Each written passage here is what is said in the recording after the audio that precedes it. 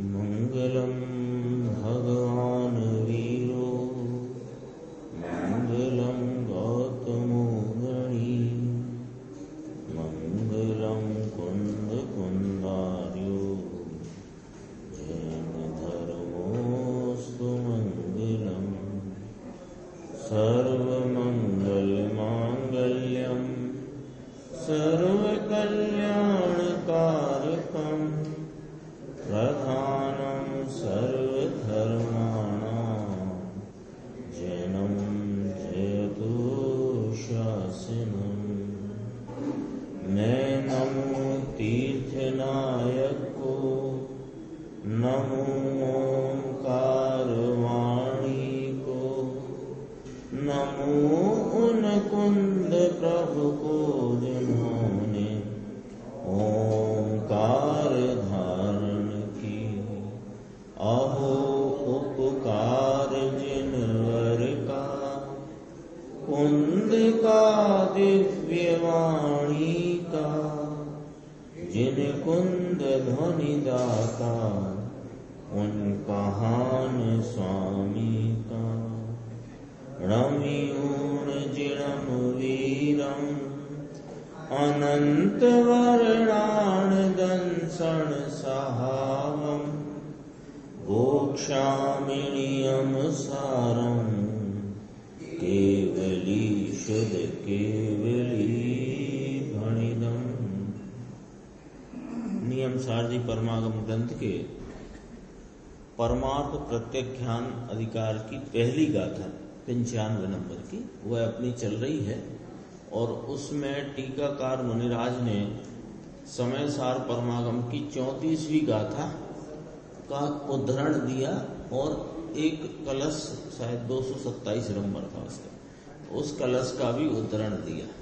तो गुरुदेव श्री का अभी इस जो समय सार की गाथा आई वो इस प्रवचन नंबर 99 में और स्पष्टीकरण अपने सामने आता है। उसमें अपन देखते हैं पेज नंबर 2 पर है। देखो इस गाथा में ऐसा कहा समय सार जी की 34वीं गाथा कि अपने सिवाय सर्व पदार्थ पर हैं ऐसा जानकर प्रत्याख्यान करते हैं, त्याग करते हैं। यानी कि इसलिए प्रत्याख्यान ज्ञान ही है। ये बात आई ना 34वीं गाथा में। 34वीं गाथा में 2 बातें महत्वपूर्ण हैं जो अपने को स्मरण में रहती हैं, रहने चाहिए कि एक तो ज्ञान ही प्रत्याख्यान है और राग का त्याग नाम मात्र कथन है। ये 34 नंबर गाथा की 2 मुख्य बिंदु हैं जो गुरुदेव श्री हमेशा जहां जहां प्रसंग आता है वे अवश्य इन 2 बातों को याद करते हैं। तो पहली बात तो ये कही कि अपने सिवाय सर्व पदार्थ पर है, सो ऐसा जानना। तो अपना ये स्वयं और अपने सिवाय जो कुछ है वो पर ऐसा जाना, तो इसलिए यह जानना ही प्रत्याख्यान है। तो प्रत्याख्यान करते हैं इसलिए प्रत्याख्यान ज्ञान ही है। एक बात 2 नंबर पेज, ये पहला नंबर पेज पे मैं पढ़ रहा था, अभी आगे 2 नंबर पे अपन चर्चा शुरू करते हैं। तो प्रत्याख्यान ज्ञान ही है और यह जो प्रत्याख्यान है वह किस प्रकार है ज्ञानी को, वह बात अपन यहाँ देखते हैं। देखो पेज नंबर 2 नीचे का बड़ा पैराग्राफ जो है, छोटा फिर उसके बाद बड़ा, बोल्ड अक्षर जहां से है, अर्थात अपने ज्ञान में त्याग रूप अवस्था, यानी राग के अभाव रूप अवस्था। ये स्वयं और पर ये जाना ना, क्या सर्व पर, सर्व को क्या शब्द था एकदम देखो, अपने सिवाय सर्व पदार्थ पर है। तो अपने सिवाय में जो सर्व पदार्थ की सूची है उसमें राग से शुरू हुई। राग यानी राग देश के जितने विकारी भाव और उनके निमित्त हो गया पर का कोटा पूरा, पर का कोटा पूरा हो गया ना। राग देश आदि भाव और उनके निमित्त तो ये सब में पूरा कोटा पूरा। तो ये सर्व पर द्रव्यों को जान लिया, पर को पर, स्वयं को स्वयं जानना, यही प्रत्याख्यान है। तो कहते हैं कि स्वयं को स्वयं जानकर स्वयं में रहते हैं, स्वयं को स्वयं जानकर स्वयं में रहते हैं, तो राग की अभाव रूप अवस्था प्रकट हो गई। ये लिखा यहां पर देखो, राग के अभाव रूप अवस्था, क्योंकि आत्मा में एक अभाव नाम का गुण है। हर चीज जो यहाँ चर्चा आती है सबका न्याय है, लॉजिक है कि आत्मा में एक अभाव नाम का गुण है। इस गुण के कारण इसलिए अपने गुण से, अपने अभाव गुण से राग के अभाव स्वभाव रूप से परिणमना इसके अभाव स्वभाव का गुण है। आत्मा में अभाव नाम का गुण है या अभाव नाम की शक्ति है। तो अभाव नाम की शक्ति का भाव क्या हुआ कि राग के अभाव रूप परिणमना, ये अभाव शक्ति का भाव है। तो जब आत्मा में अभाव शक्ति मौजूद है तो उसका भाव भी मौजूद है। तो क्या भाव मौजूद है कि राग के अभाव स्वभाव रूप से परिणमना ऐसा अभाव शक्ति का या अभाव स्वभाव का गुण है, धर्म है, उसका ऐसा भाव है। ठीक है ना। समझाए से कहीं पूछते हैं गुरुदेव, राग का त्याग करूं ऐसा भी नहीं, ऐसा भी क्यों नहीं कि राग के अभाव स्वभाव रूप रहने का तो मेरा स्वभाव है, तो अब उसका मैं त्याग करूं, ये बात भी रही नहीं, ये बात भी रही नहीं। राग का त्याग करूं ऐसा भी नहीं, राग के त्याग के अभाव स्वभाव रूप अभाव स्वभाव गुण है। आत्मा में अभाव स्वभाव गुण है, सो यह दृष्टि द्रव्य ऊपर पड़ते। अब ये दृष्टि क्यों पड़ी द्रव्य ऊपर कि अभाव स्वभाव नाम का इस आत्मा में त्रिकाल रहा हुआ गुण है, और उस अभाव रूप जो अभाव गुण है उसका स्वभाव क्या कि राग के अभाव रूप परिणमित होना, ऐसा उस गुण का कार्य है, उस गुण का भाव है। ऐसा मैं अभाव गुण स्वरूप ज्ञायक वस्तु हूं, ऐसी दृष्टि हुई तो अभाव स्वभाव नाम की शक्ति का परिणमन हुआ। शक्ति है ना, परिणमन हुआ। ये दृष्टि द्रव्य ऊपर पड़ते और इसमें नाम स्वभाव में एकाग्र होते, राग रूप से नहीं होना और ज्ञान रूप से होना, इसका नाम प्रत्याख्यान है। अपन पिछला भाग चल रहा था ना 3 नंबर 98 नंबर प्रवचन, उसमें प्रत्याख्यान की एक परिभाषा ख्याल करी थी, अपन ने ध्यान में ली थी। ज्ञान का ज्ञान रूप रहना, ये प्रत्याख्यान है। ज्ञान का ज्ञान रूप से रहना प्रत्याख्यान है। तो पलट कर विचार कर लो कि ज्ञान स्वरूप आत्मा की परिणति में राग आदि का होना, ये अप्रत्याख्यान है, और ज्ञान की परिणति में ज्ञान रूपता का परिणमन होना, ये प्रत्याख्यान है।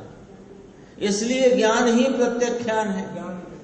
आ गई ना बात। अब देखो आगे कहते हैं, अब यह प्रत्याख्यान फिर ये प्रतिक्रमण अपवास करे, पर्यूषण में सब करते हैं ना चंदू भाई, ये सब तुम क्या करते हो वहां, प्रतिक्रमण करे, अपवास करे, 2 अपवास किए, 3 अपवास किए, ये प्रत्याख्यान किया। यहां यह कहते हैं कि यह प्रत्याख्यान नहीं है, ये तो विकल्प है। विकल्प नाम राग है, और राग रूप परिणमन अप्रत्याख्यान है। ऐसी है व्याख्या। और उस व्याख्या का अंतरंग इस प्रकार से है, उसके अंदर आशय जो है वो इस प्रकार से है। कैसा कि जिसे व्यवहार से प्रत्याख्यान कहा। क्यों कहा? कि जिसने अपने द्रव्य स्वभाव पर, ज्ञाता भाव पर दृष्टि जिसकी गई है, उसका स्वरूप संचेतन जिसको वर्तता है, उसकी एकाग्रता जिसमें जम रही है, ऐसे धर्मात्मा ज्ञानी को अस्थिरता के काल में यह बाह्य वृत्ति को छोड़ने रूप जो विकल्प आते हैं, उस विकल्प के अनुसरण में बाह्य पदार्थों का, भोजन आदि सामग्री का त्याग होता है। त्याग होता माने संयोग से वे दूर होते हैं, तो उसे व्यवहार से प्रत्याख्यान कहने में आया है। लेकिन वे राग रूप भाव हैं, विकल्प रूप वृत्ति है। वो जो चीज छूटी वो तो छूटी छुटाई थी, वो तो छूटी हुई है।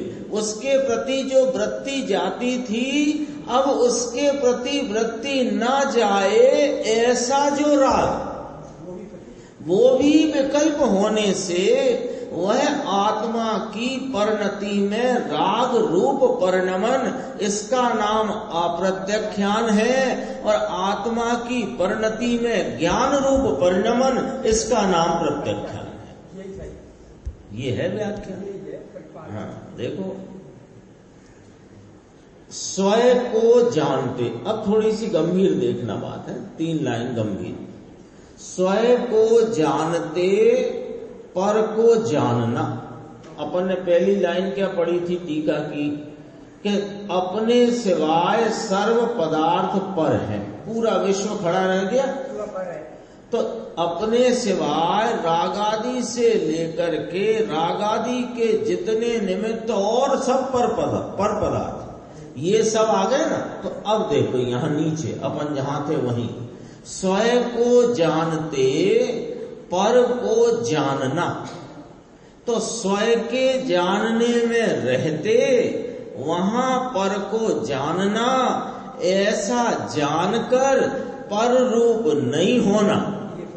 यानी द्रव्य स्वभाव पर रूप हुआ नहीं, ये स्वभाव पर रूप से हुआ नहीं, सो उस रूप से उसका होना, उस रूप स्थिर होना, इसका नाम प्रत्याख्यान है। 2.5 लाइन है, गंभीर है। देखो दोबारा से चर्चा करते हैं, शांति से, बिल्कुल एकाग्रता से। निर्देश भाई सुनना जरा इसको। देखो कि ये कौन है, जीव कौन है? जानने वाला। तो जानने वाला ये है, तो इसमें ज्ञाता शक्ति, ज्ञान शक्ति है ना, ज्ञान सामर्थ्य स्वरूप है। तो ज्ञान सामर्थ्य का क्या स्वरूप है कि स्वयं पर प्रकाशक इसकी ज्ञान सामर्थ्य है। तो जब ये अपने ज्ञान भाव से परिणमता है, तो स्वयं पर पदार्थों को जानता परिणमता है। अज्ञानी स्वयं को जानने के उपरांत भी जानता नहीं है, यानी जानने में आने के उपरांत भी उसकी दृष्टि वहां नहीं, तो वह जानता नहीं है। लेकिन ज्ञानी धर्मात्मा जिसने अपनी दृष्टि स्वयं स्वरूप आत्मा पर लगाई है, वह स्वयं को जानता है। तो स्वयं को जानता है और पर को जानता है, ठीक है। अब स्वयं को जानते, स्वयं को जानने में रहते, वहां पर का जानना है ना। अभी प्रत्याख्यान की व्याख्या चलती है ना। तो स्वयं को जानने में रहते, पर को जानना, ऐसा जानकर पर रूप न होना। मैं स्वयं ज्ञाता दृष्टा आनंद स्वरूप नित्यानंद निर्मलानंद वस्तु हूँ, और रागादि और जितने भी पर पदार्थ हैं वे पर हैं, ऐसा जानकर अपने निर्मलानंद रूप रहना, पर रूप नहीं होना। तो जान गए ना, तो जान गए कि ये कुर्ता मेरा है। अब ये जब जान गए ये कुर्ता मेरा है और जितने कुर्ते यहाँ टंगे हैं ये मेरे नहीं हैं, तो फिर कैसे कैसे वर्तन करना? कि अपने को अपना जानना कि ये तो चलो अपना है ही, थोड़े उधर से भी ले लिए चाहे, ये तो चोरी है। यानी यह तो नीति विरुद्ध बात है। स्वयं को जाना, स्वयं को अपने स्वरूप को स्वयं स्वरूप रूप जाना, तो मैं तो निर्मलानंद ज्ञाता दृष्टा आनंद रूप भाव स्वभाव स्वरूप हूँ, सो मेरा द्रव स्वभाव पर रूप हुआ नहीं, ये स्वभाव पर रूप हुआ नहीं। तो जब मेरा स्वभाव पर रूप नहीं हुआ, कैसे जाना? कैसे जाना कि स्वयं को स्वयं जाना तो पर को पर जाना, तो स्वयं को स्वयं जानते मैं कभी पर रूप हुआ नहीं और पर मुझ रूप हुआ नहीं, ये भी तो जाना। ठीक है, अब जब ऐसा जाना तो पर रूप ना होना, उस रूप उसका होना, उस रूप माने स्वरूप होना, स्वरूप होना और स्वरूप में स्थिर होना, इसका नाम प्रत्यक्ष। अकेला जानना नहीं, जान करके उसमें अपने को आप रूप जानकर पहचान कर आप में स्थिर रहना, इसका नाम प्रत्यख्यान है। ऐसी कठिन व्याख्या है, नए व्यक्ति को तो थोड़ी कठिन लगे ये चर्चा। आगे देखना, थोड़ी 3 नंबर पेज बीच में है। ये अपना जो स्वभाव है, स्वयं भाव यानी अपना भाव है, आत्मा का अपना ज्ञान स्वभाव भाव, स्वयं भाव, अपना भाव, आनंद भाव, शांत भाव, वीतराग भाव, श्रद्धा भाव, इस भाव रूप से स्थिर रहना, इसका नाम प्रत्यख्यान है। प्रत्यख्यान की जो व्याख्या है ना, ये चारित्र का, ये चरणान योग का ग्रंथ है। व्यवहार चारित्र की व्याख्या हो चुकी है, अब कौन सी व्याख्या चलती है? परमार्थ प्रत्यख्यान, निश्चय प्रत्यख्यान, यथार्थ प्रत्यख्यान, उसकी चर्चा यहाँ चलती है। तो क्या मतलब निकला? ये 34वीं गाथा यहाँ उद्धृत की मुनिराज पद्म मलधारी देव ने, तो उसमें कितना रहस्य है वो यहाँ अपने सामने पूज्य गुरुदेव श्री फरमाते हैं। देखो, ये अपने को सर्व पर द्रव्य, स्वयं को और सर्व पर द्रव्यों को जान लेता है। तो जान करके क्या करता है कि पर को अपना करता है कि ना, पर को पर जानता हुआ, स्वयं को स्वयं जानता हुआ, अपने स्वभाव में जैसा अपना स्वभाव है उस भाव में, उस भाव रूपता से स्थिर रहता है, उसमें रमता है, उसमें जमता है, इसका नाम प्रत्यख्यान है। पॉइंट समझना। देखो इस बात को क्या कहा? आत्मा का अपना ज्ञान स्वभाव भाव, स्वभाव अपना भाव, आनंद भाव, शांत भाव, वीतराग भाव, श्रद्धा भाव, इस भाव रूप से स्थिर रहना। मात्र जान लिया कि ये राग है, ये पर है, ये भी ज्ञान की पर्याय की ताकत से स्वयं स्वयं में जाना है और उस ज्ञान स्वभाव में ठहरा, इसका नाम प्रत्यख्यान है। ऐसी व्याख्या है। समझ में आ रही है ना प्रत्यख्यान की बात? यहाँ गुरुदेव श्री क्या फरमाते हैं?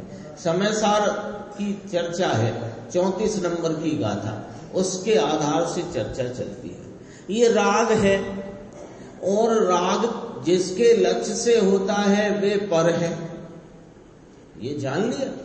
अब जान लिया ये राग है और ये पर है, तो ये जाना कि नहीं जाना ये मैं नहीं हूं। जरा ऐसी चलेगी चर्चा। ये राग है और ये राग के निमित्त पर है, ऐसा जो जाना तो उसमें ये जाना के नहीं जाना कि ये पर है मैं नहीं। बोलो, ये जाना ना, ये मैं नहीं हूं, ऐसा जाना। तो जब ये मैं नहीं हूं तो अपने में रहना, उसमें नहीं वर्तना, इसका नाम प्रत्याख्यान है। ये वाली बात है। अपने में वर्तन करना, अपने में जमना, अपने में रमना, अपने में ठहरना, इसका नाम प्रत्याख्यान है। देखो, कथन तो आया कि स्वयं और सर्व पर द्रव्यों को जान लिया, सो यह जानना ही प्रत्याख्यान है।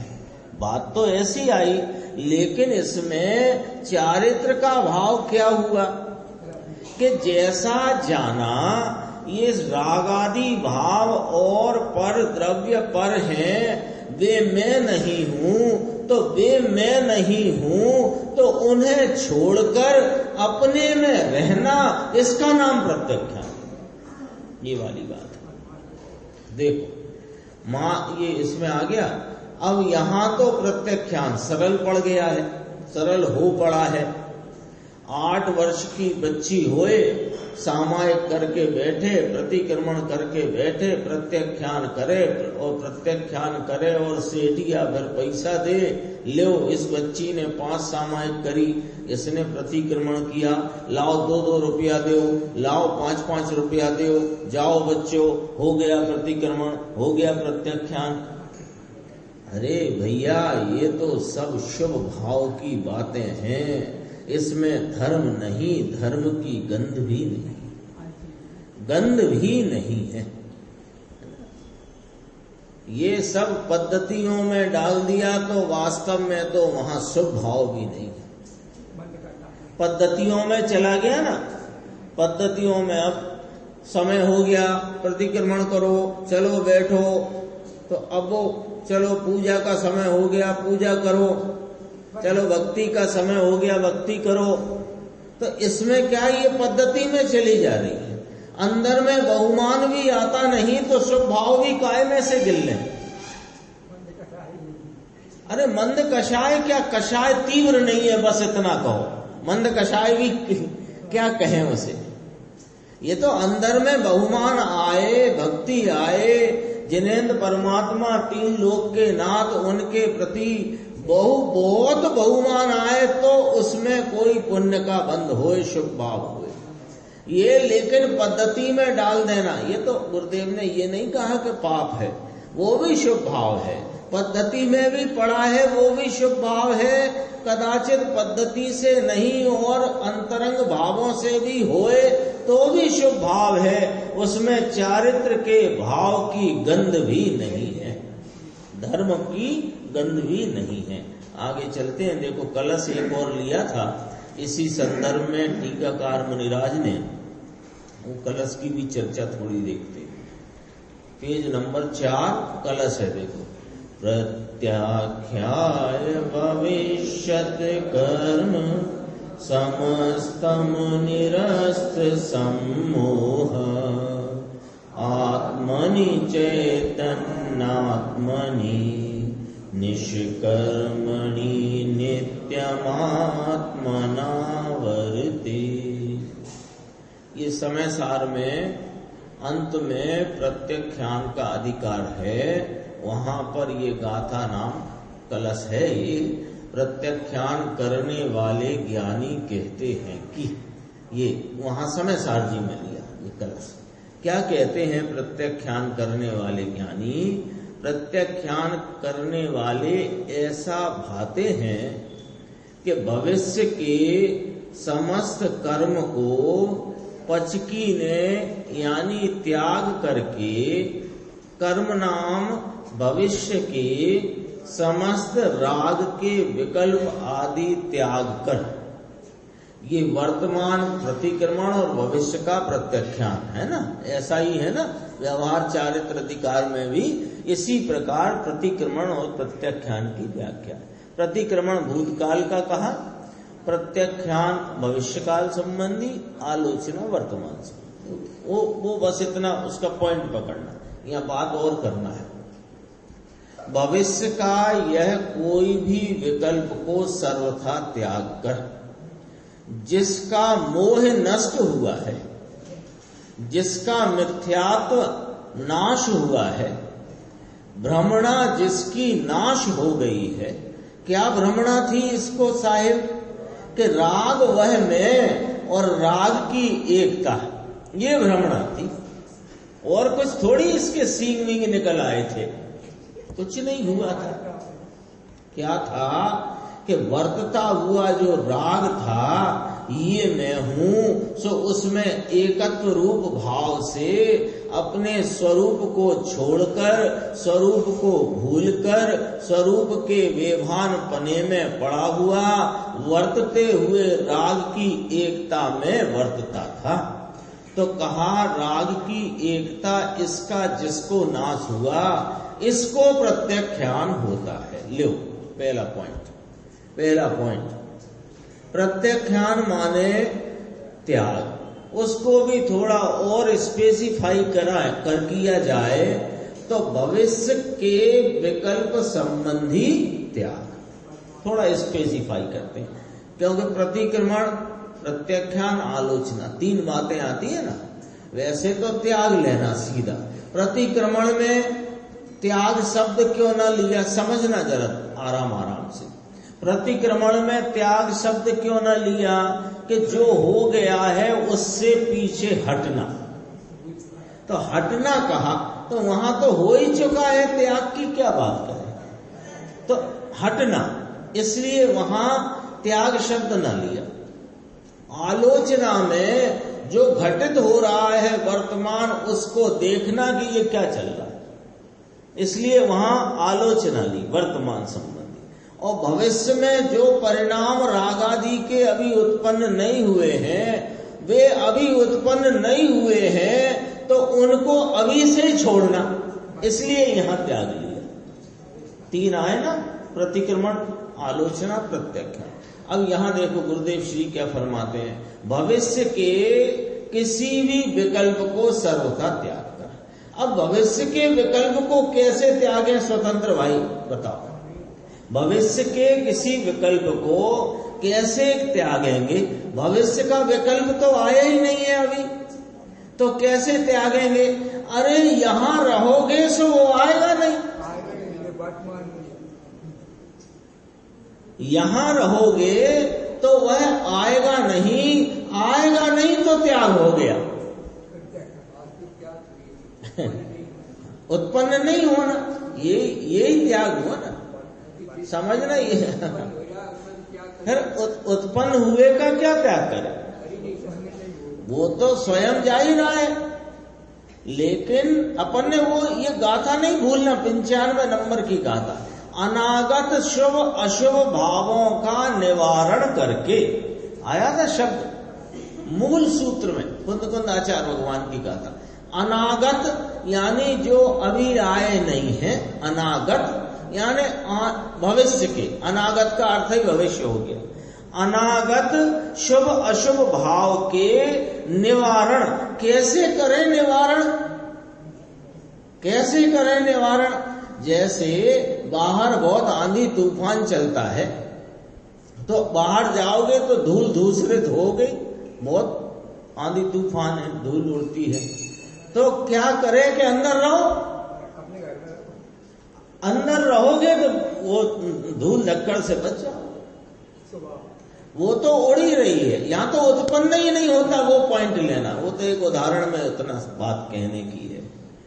यहां तो क्या कहा कि भविष्य के कोई भी विकल्प को सर्वथा त्याग कर। तो कैसे त्यागे? अभी तो आए ही नहीं है, जब आएगा तब त्याग देंगे। अरे उसे उत्पन्न ही नहीं हुए, इसका नाम त्याग है। उत्पन्न हो गया फिर तुम क्या त्यागोगे?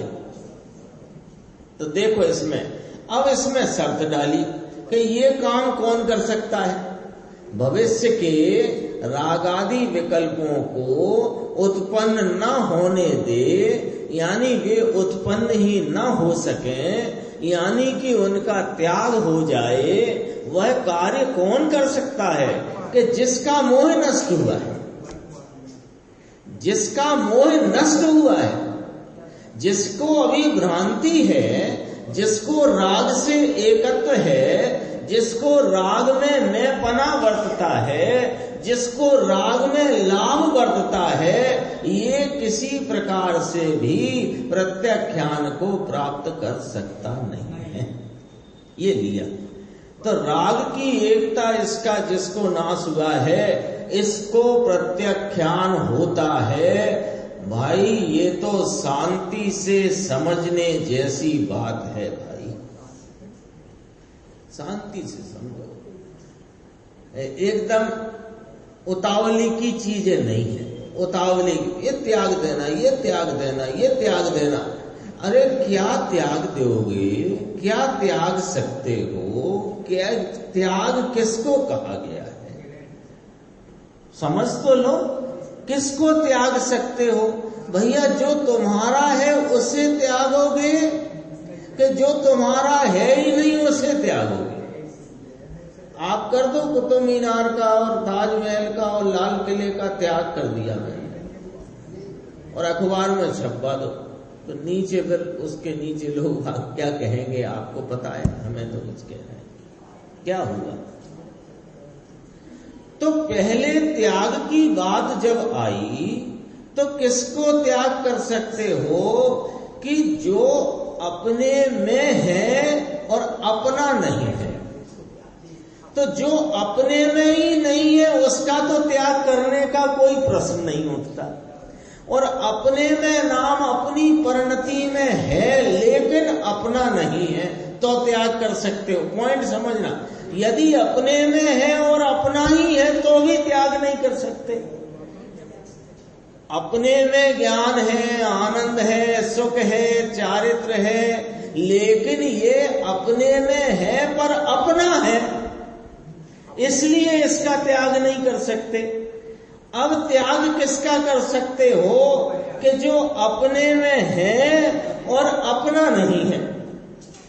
तो रागादि भाव जीव की पर्याय में तो है लेकिन आत्मा का नहीं है, इसलिए त्याग यदि कुछ हो सकता है तो राग का हो सकता है। अब अगला पॉइंट कि राग का त्याग करें कैसे? जब ये उत्पन्न ही हो गया होए तो अब इसका त्याग करें कैसे? उत्पन्न ही हो गया, अब राग आकर के पर्याय में हाजिर ही है, अब करें कैसे त्याग?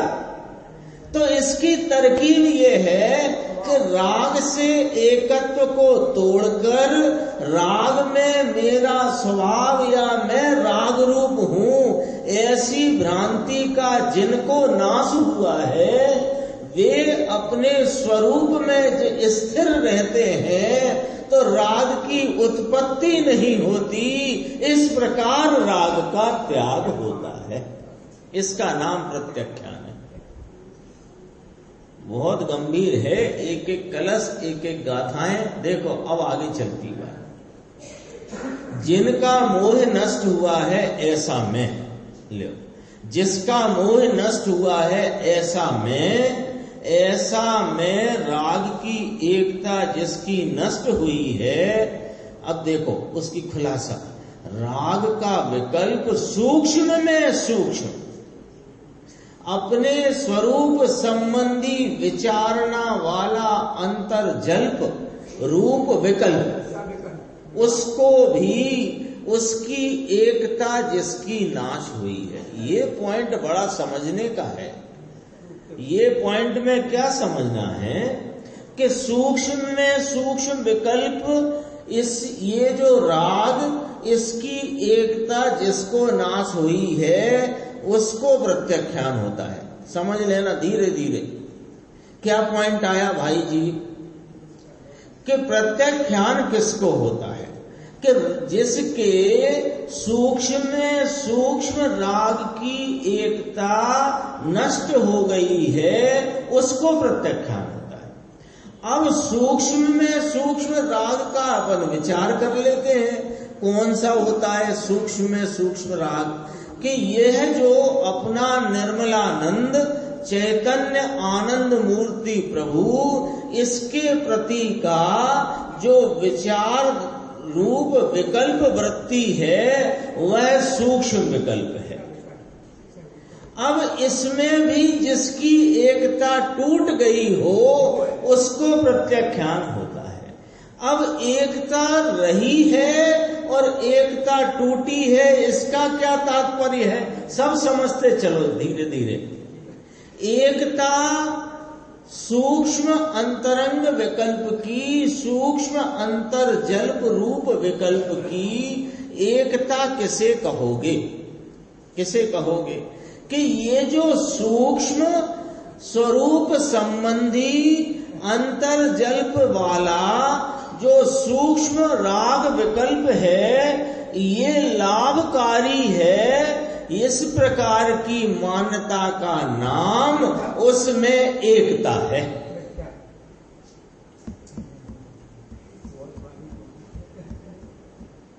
अपन कहां चूक रहे हैं? अपने को लगता है कि मैं आत्मा ज्ञाता दृष्टा नित्यानंद निर्मलानंद अपना चैतन्य महाप्रभु, बस इसकी ही विचारणा में रहूं और मेरा विचार इधर उधर ना जाए। अरे अरे अरे अरे क्या करते हो भाई? इसकी विचारणा में रहूं, इसकी विचारणा में रहूं का मतलब हुआ कि इसकी विचारणा वाले विकल्पों में तुम्हारी एकता है। तो कहाँ रहूं? अरे अपने में रहो ना भाई। तो अपना स्वरूप मिलेगा कैसे कि वो दोपहर को मिल रहा है, जैसे चाहिए हो तो ले लेना। दोपहर को मिल रहा है वो चैत्य चेतक भाव वाली चर्चा है ना, वहां पर वह मिल रहा है, माने उसकी चर्चा दोपहर को आई है, बहुत गंभीर है, चल रही है। हाँ, तो ये राग की एकता जिसकी नष्ट हुई है, राग का विकल्प सूक्ष्म में, सूक्ष्म इसकी एकता जिसकी नाश हुई है, ऐसा मैं निष्कर्म हूं मैं। निष्कर्म माने क्या? द्रव्य कर्म नौ कर्म से रहित। हाँ, उससे तो रहित है ही। निष्कर्म का अर्थ है रागादि कर्म भाव कर्म से भी रहित, अर्थात सर्व कर्मों से रहित इस चैतन्य स्वरूप आत्मा में, किसमें कहते हैं रहता हूं? कहाँ रहता हूं? मैं आत्मा के ज्ञायक परमात्मा के नित्यानंद निर्मलानंद चैतन्य महापदार्थ की विचारणा में रहता हूँ कि चैतन्य पदार्थ में रहता हूँ? चैतन्य पदार्थ में रहता हूँ। जी वाली बात। ये है मामला। अपन कहाँ उलझे पड़े हैं, कहाँ चूक रहे हैं, अपन से अपने स्वरूप की प्राप्ति क्यों नहीं हो रही है, ये सब अपने सामने पूज्य गुरुदेव श्री सारी बातें खोल के रख देते हैं। सब खोल दिया ना, कहाँ चूक हो रही है, क्यों नहीं हो रहा। अपन क्या मान करके बैठ जाते हैं? भूल अपनी ही भूल है ना, अपन क्या मान के बैठ जाते हैं। अब अभी हम क्या करें? मिथ्यात्व कर्म का तीव्र उदय चल रहा है, दर्शन मोह की तीव्रता चल रही है, हमको कैसे समझ में आएगी? जब ये मंद होएगा तब समझ में आएगी। इसका मतलब तुम्हें समझ में आ ही नहीं रही और आ भी नहीं पाएगी। किसी को मंद मत। अरे क्या कर्मों भरमों के पीछे पड़े हो तुम, वे तुम्हारा क्या करेंगे? कर्म विचारे कौन, भूल मेरी अधिकाई। आती है कि नहीं आती बात? तो तुम्हें गलती खुद करो। तो खुद की गलती क्या है? राग में लाभ मानने की बुद्धि। कौन सा राग? अब राग के बड़े प्रकार हैं, स्थूल राग भी है, सूक्ष्म राग भी है। तब तो दो शब्द आए आगम में, बहिर्जल्प और अंतर्जल्प। तो अंतर्जल्प स्वरूप राग अच्छा है, ये राग की एकता है, ये भ्रांति है, ये मिथ्यात्व है। भाई साहब रोग तो ये रहा है तुम्हें स्वरूप की प्राप्ति से। स्वरूप की प्राप्ति से तो रोका इस भाव ने है। और तुम कहते हो कि अभी तो मिथ्या तो जा ही नहीं रहा, अभी तो मिथ्या तो जा ही नहीं रहा। कैसे जाएगा? एकता तो भरी नहीं है। कैसे जाएगा? जिसमें एकता का नाम मिथ्यात्व है, उस राग के पीछे पड़े हुए वो जाएगा कैसे मिथ्या? देखो बात बहुत गंभीर है। देखो, चैतन्य का स्वरूप आत्मा, इसका रूप ही चैतन्य है, आत्मा का रूप ही चैतन्य है। दया, दान, व्रत, विकल्प आदि यह आत्मा का रूप नहीं, आत्मा का स्वरूप नहीं। चैतन्य स्वरूप ऐसा जो आत्मा, आत्मा कैसा कि चैतन्य स्वरूप आत्मा, यानी ये दया, दान, व्रत, भक्ति का परिणाम यह चैतन्य स्वरूप आत्मा नहीं। तो जब ये आत्मा नहीं तो ये कौन है? अनात्मा है। मेरी आत्मा राग का विकल्प उठता है, ये अनात्मा है। चैतन्य स्वरूप आत्मा में आत्मा से ही यानी आत्मा में निर्मल वीतरागी स्वभाव से ही, आत्मा निज स्वभाव शुद्ध चैतन्य, इसको आत्मा में आत्मा से ही आया ना। ये स्वभाव जिसका शुद्ध है, वीतरागी स्वभाव है, स्वयं अपना भाव वीतरागी है, वीतरागी भाव द्वारा आत्मा में स्थिर होता हूं। शब्द की युति आई ना, अक्षय भाई देखना क्या कहते हैं। आत्मा में आत्मा से ही निरंतर, आगे का शब्द मैं पढ़ देता हूं, निरंतर वर्तता हूं। ये जो शब्द आया ना, आत्मा में आत्मा से ही यानी अपने से ही निरंतर वर्तता हूं। ये शब्द कोई काव्य रचना जैसी कोई सुंदर बात नहीं है, ये गंभीर बात है, ये गंभीर बात है। आत्मा में माने अपने निज स्वरूप में, आत्मा से ही, ये इसमें पूरा रहस्य है। काय से वर्तूंगा इसमें? आत्मा में आत्मा से ही निरंतर वर्तता हूं, ये वाली बात आई।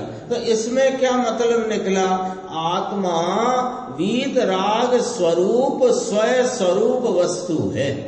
तो आत्मा वीतराग स्वरूप, इसमें आत्मा से ही यानी वीतरागी निर्मल भाव से ही मैं निरंतर वर्तता हूँ, उससे वर्तता हूं। तुम सोचो कि मैं राग से वर्तता हूं, तो राग की तो ताकत नहीं है कि वह आत्मा के भाव का भाषण भी कर सके, सामर्थ्य नहीं है। वीतरागी आत्मा को वीतरागी निर्मल भाव से ही निरंतर वर्तता हूं। ये लिखा, इसका नाम प्रत्याख्यान की बात चलती है। देखो, यह प्रत्याख्यान अपना भाव वीतरागी है, वीतरागी भाव द्वारा आत्मा में स्थिर होता हूं। यह प्रत्याख्यान भैया कठिन पड़े संप्रदाय वाले को। क्यों? कि उसने प्रत्याख्यान काय को माना है? बाह्य वस्तुओं का त्याग करके और एक जगह बैठ जाना और कोई सी भी विकल्प की वृत्ति में चढ़ जाना, इसका नाम प्रत्याख्यान माना है। हाँ, ये व्यवहार उड़ जाता है। ये व्यवहार रहता ही है, योग व्यवहार रहता है ना, उड़ जाता है। ऐसा करके कोई कहे तो कहा, सुनो, ये जो स्वरूप की बात है, यहाँ तो स्वरूप में स्वरूप रूप परिणति से स्थिर हुआ जाता है। और ऐसे वर्तने वाले धर्मात्मा ज्ञानी स्वभाव के आराधक जीव को ऐसा योग व्यवहार रहता है, वह जानने योग व्यवहार रहता है, आदरने योग्य नहीं रहता है। ये चर्चा इसमें आई। और ये जो एक कलश और एक गाथा की चर्चा जो पद्म ब्रह्मधारी मुनिराज ने अपनी टीका में उद्धृत की थी, उस पर गुरुदेव श्री का यहाँ व्याख्यान आया। अब 127 नंबर का कलश है, उस पर अपन चर्चा आगे की स्वाध्याय में